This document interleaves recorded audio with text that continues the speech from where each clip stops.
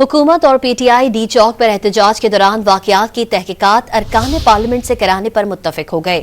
वजीर आजम के सियासी मुशीर राना सनाउल्लाह ने पीटीआई को पार्लियामेंट में आकर बातचीत की दावत दी। पीटीआई रहनुमा बैरिस्टर अली जफर ने हुकूमती पेशकश को मस्बत करार दिया। मजीद इस रिपोर्ट में देखिए।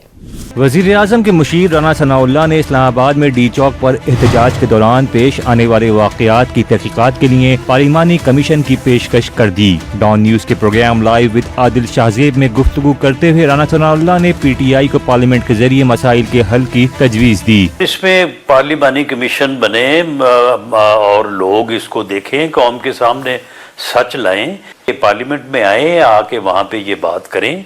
हम बिल्कुल पार्लियामेंट में बैठ के इनके साथ जिस तरह से भी मामले को बेहतर अंदाज से हल करना चाहे, हम हल करने को तैयार हैं। पीटीआई ने पार्लिमानी तहकीकाती कमीशन की तजवीज़ का खैर मकदम किया।